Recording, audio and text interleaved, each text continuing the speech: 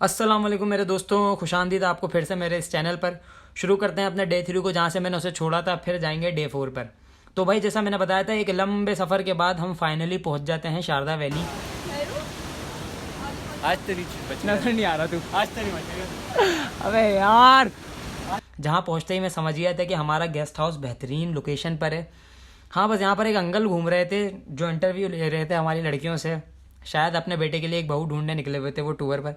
वैसे कमाल है भाई, हमारी आवाम को कहाँ कहाँ जाकर क्या क्या सूझता है। 9:30 तक रात के खाने का एहतमाम होता है और इतना लजीज खाना मिलता है हमें कि दिल खुश हो जाता है सारे दिन की थकन के बाद।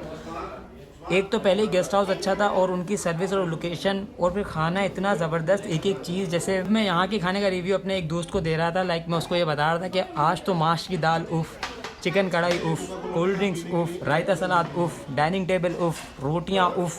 तो आगे से उससे भी कहना पड़ा, हाँ प्लेट चमचे रह गए, वो भी कह दो प्लेट चमचा उफ़, पानी उफ़।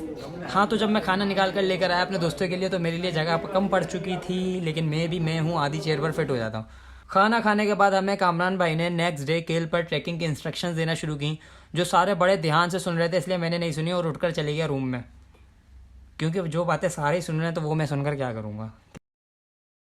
वैसे पता नहीं सर्दी ज़्यादा थी या मैं वाइब लेना चाह रहा था, इसलिए मैंने हुडी पहन ली और बाहर आ गया। नजर नहीं आ रहा।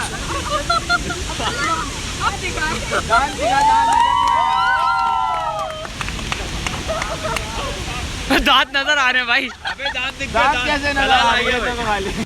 तलाल का खाना हजम करवाने के बाद शुरू होता है भंगड़ा डांस, जिसका मुझसे दूर दूर तक लेना देना नहीं है। वैसे भाई यहाँ पे क्या हो रहा है? भाई यहाँ पे क्या हो रहा भाई? ये कहाँ फंस गया भाई मैं?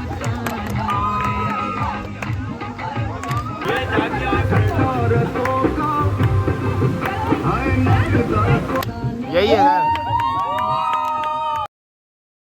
नहीं सीधा कर, लेफ्ट कर। बॉयज़ को एक बड़ा रूम मिला हुआ था इस गेस्ट हाउस में, इसलिए सारे आकर हमारे ही रूम में जमा हुए। चाय मंगवाने के बाद हमने गेम्स खेलना शुरू किए।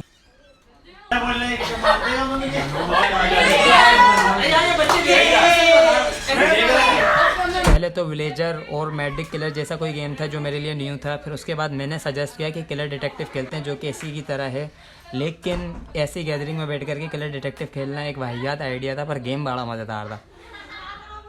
किलर का इम्पैक्ट ज़्यादा नहीं आ रहा था माहौल पर, तो मैं गेम को रियलिस्टिक करने के लिए अपनी गन निकाल कर ले आता हूँ।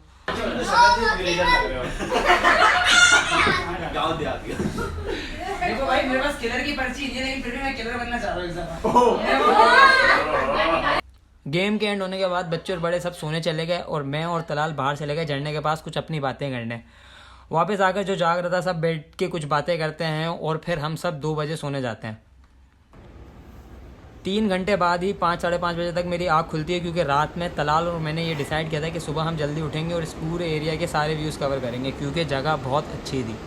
पर जब सुबह सुबह तलाल को मैं उठाने गया तो तलाल ने जो मुझे रिएक्शन दिया उसे मैं सारी ज़िंदगी नहीं भूल सकता।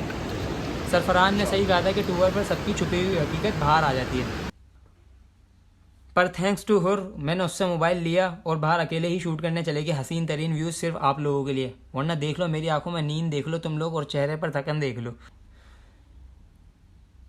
वैसे पहले मैंने गेस्ट हाउस से नज़ारे दिखाने की सोची। ये देखो यार, यहाँ पर सुबह सुबह बैठकर चाय पीना और बातें करना अपने पार्टनर के साथ मज़ा ही अपना एक अलग होता है, लेकिन हमारा होशियार तो सो रहा था। और वो देखो, बुक्स रीड करने वालों के लिए एक अपनी ही वाइब। अब चलते हैं बाहर को, जहाँ लग रही थी वैसे मुझे थोड़ी ठंड, और मेरे लिए इस गेस्ट हाउस की लोकेशन में बेस्ट बात इस झरने की ही थी। किस तरीके से ये पानी बहता हुआ आ रहा था और इतना ठंडा कि इसमें हाथ मुँह धोना बेवकूफ़ी थी, पर हम भी ठहरे, हम ये करने वाले थे। क्या करूं, नहा भी तो नहीं सकता, ठंडा जो ये इतना है।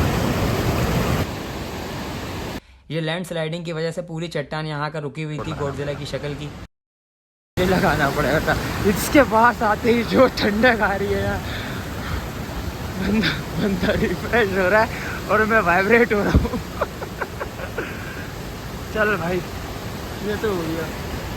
ये हमारा कामी हाउस है, क्योंकि अपनी तो मैं हुडी उतार के आता ना, आप लोगों को और भी ज़्यादा मज़ा आ रहा होता, लेकिन मैं जितना हिल रहा होता उससे मज़ा ख़राब हो रहा होता। चलें मैं बाकी ये एरियाज कवर करता हूँ जितने हो सकते हैं। अकेले घूमना है अभी, ऊपर ऊपर चढ़ना है, देखते हैं क्या क्या मिलता है।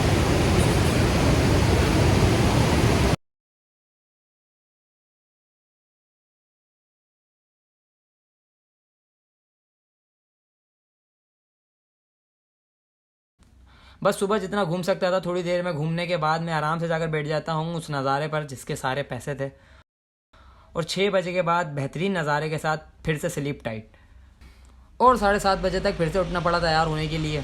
बस आधे घंटे में हम पहुँच जाते हैं वो काम करने के लिए जिसके लिए यहाँ सब आते हैं, मतलब तस्वीरें खिंचवाना।